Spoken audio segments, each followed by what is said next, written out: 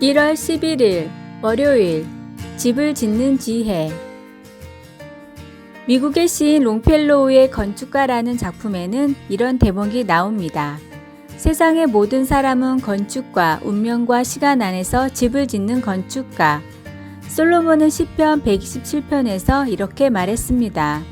여호와께서 집을 세우지 아니하시면 세우는 자의 수고가 헛되며 여호와께서 성을 지키지 아니하시면 파수꾼의 깨어 있음이 헛되도다.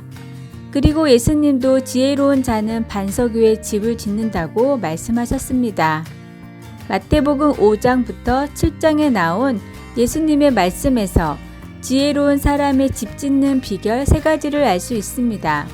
첫째, 지혜로운 자는 반석 위에 집을 세웁니다. 그러나 반석은 임의로 만들 수 없습니다. 먼저 반석이 어디에 있는지 알아야 합니다. 둘째, 모래 위에 세우지 않습니다. 반석에 비해 모래는 찾기가 쉽지만 집에 닥칠 어떤 풍파도 막아주지 못합니다. 셋째, 반석이 예수 그리스도임을 아는 사람입니다.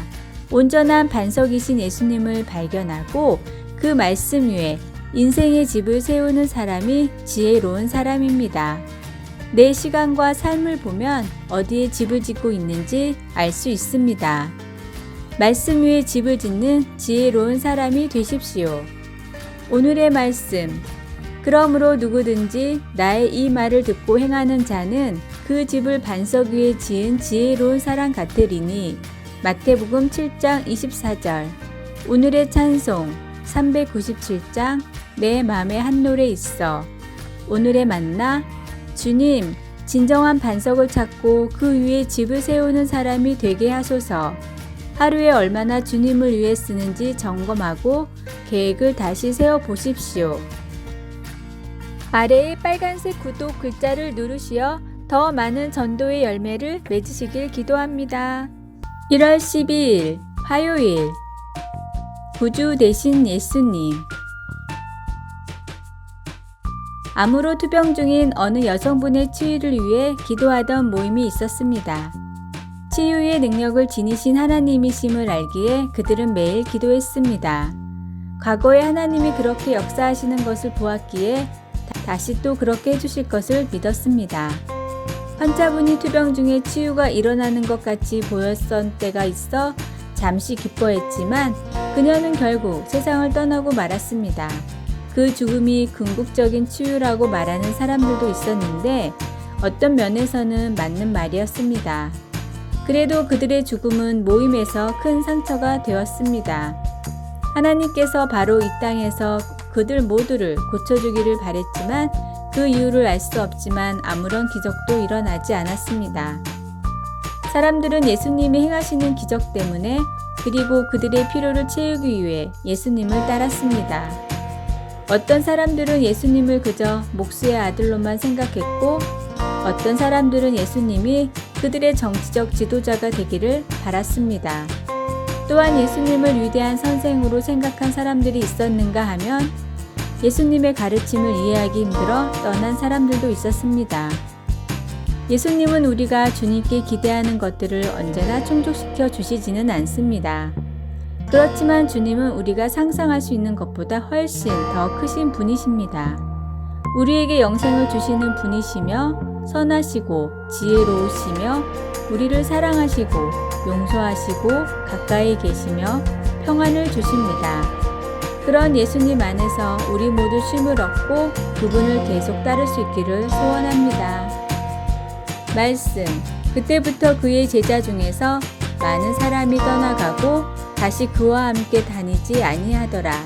요한복음 6장 66절. 찬송 433장. 귀하신 주여 날 붙드사. 기도. 우리에게 필요한 구주가 되심을 감사합니다. 사랑으로 우리를 감싸주시고 주님 안에서 참 안식을 누리게 하소서. 아멘.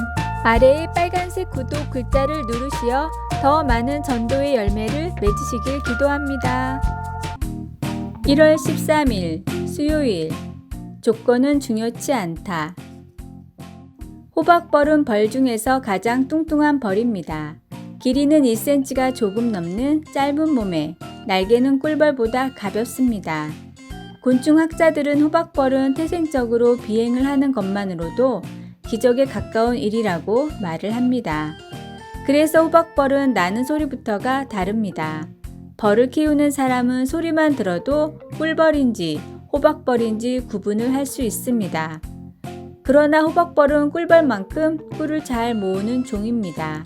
하루에 200km 이상 비행을 할 때도 많고 꿀을 모으는 양도 꿀벌에 비해 뒤지지 않습니다. 그런데 사람의 눈으로 볼 때는 나는 것조차 기적에 가까운 호박벌이 어떻게 200km를 날아다니며 꿀을 모을 수 있을까요? 그것은 호박벌이 꿀을 모으는 것 외에는 아무런 일을 하지 않기 때문입니다. 호박벌은 아침부터 저녁까지 오로지 꿀을 모으는 일에만 집중합니다. 그래서 쓸데없는데 힘을 빼지 않아 공격성이 거의 없고 성격도 온순합니다. 호박벌은 꿀을 모으거나 비행을 하기에 적합한 벌은 아닙니다. 그러나 하나님은 그보다 중요한 일에 대한 집중력과 태도를 호박벌에게 주셨고 가수원에서는 꿀벌보다 호박벌을 더 중요하게 여길 정도로 귀하게 대접을 하고 있습니다. 내가 해야 할 일이라면, 주님이 말씀하신 일이라면 조건을 생각하지 말고 그 일에 집중하는 자세가 필요합니다. 하나님이 나에게 요구하시는 것은 능력이 아니라 순종임을 기억하십시오. 오늘의 말씀, 너희는 내 목소리를 들으라. 그리하면 나는 너의 하나님이 되겠고 너희는 내 백성이 되리라. 너희는 내가 명령한 모든 길로 걸어가라. 그리하면 복을 받으리라 하였으나. 예레미야 7장 23절. 오늘의 찬송 329장 주 날 불러 이루소서.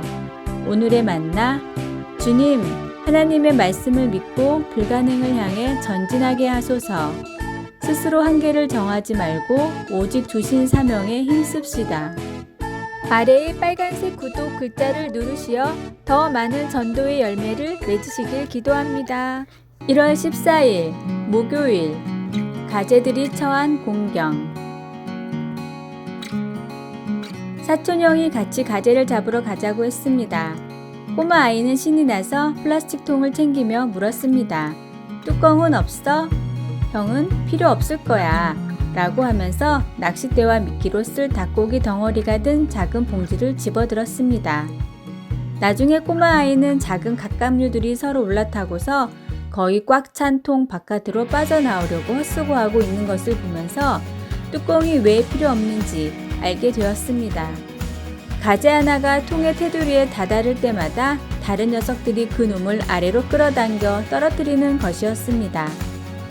가재들이 처한 공경을 보면서 공동체 전체의 유익보다는 우리 자신의 이익에 이기적으로 관심을 갖는 것이 얼마나 파괴적인가를 다시 생각해 봅니다. 바울은 데살로니가 성도들에게 편지를 쓸 때 서로를 북돋워주는 상호 의존적 인간관계의 필요성을 잘 알고 있었습니다. 그래서 그는 이렇게 강하게 권고했습니다. 게으른 자들을 권계하며 마음이 약한 자들을 격려하고 힘이 없는 자들을 붙들어주며 모든 사람에게 오래 참으라. 데살로니가전서 5장 14절. 바울은 공동체를 돌보는 그들을 칭찬하면서 11절. 서로 더욱 사랑하고 화평한 인간관계를 향해 나아가라고 그들을 더욱 독려했습니다. 13에서 15절. 용서와 친절과 연민의 문화를 이루어 나가는 노력이야말로 하나님과 사람들과의 관계를 더 튼튼하게 할 것입니다. 15절, 23절. 교회는 그런 사랑의 화합으로 성장하고 그리스도를 증거할 수 있습니다. 믿는 자들이 다른 사람들을 말로나 행동으로 끌어내리기보다 일으켜 세워주는 일에 헌신하면서 하나님을 높일 때 우리와 우리의 공동체는 번창하게 됩니다. 말씀, 삼가 누가 누구에게든지 악으로 악을 갚지 말게 하고 서로 대하든지 모든 사람을 대하든지 항상 선을 따르라. 데살로니가전서 5장 15절. 찬송 214장 나 주의 도움을 받고자. 기도, 어떻게 공동체에 다른 사람들을 세워주어야 할까요? 공동체에 어떤 보살핌을 베풀었는지 생각해 보게 하소서. 아멘. 아래의 빨간색 구독 글자를 누르시어 더 많은 전도의 열매를 맺으시길 기도합니다. 1월 15일 금요일 월척의 비결. 명당으로 유명한 낚시터가 있었습니다. 월척을 낚으려고 수많은 낚시꾼들이 자리를 펴고 기다렸는데 반나절이 지나도 좀처럼 입질이 오지 않자 실망한 낚시꾼들이 여기저기서 투덜댔습니다. 명당일에서 왔더니만 뭔 고기가 한 마리도 안 잡혀?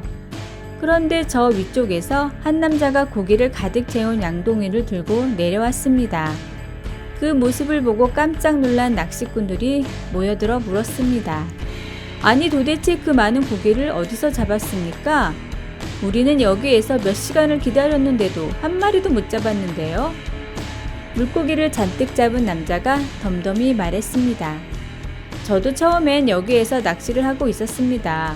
그런데 입질이 없자 저 위쪽으로 자리를 옮겼습니다. 그러자 조금 잡히더군요. 혹시나 싶어 조금 더 위로 올라갔더니 그쪽은 아직 낚시꾼들이 모이지 않았는지 던지기만 하면 고기가 낚이더군요. 삶에 문제가 있다면 내가 가장 먼저 움직여야 합니다.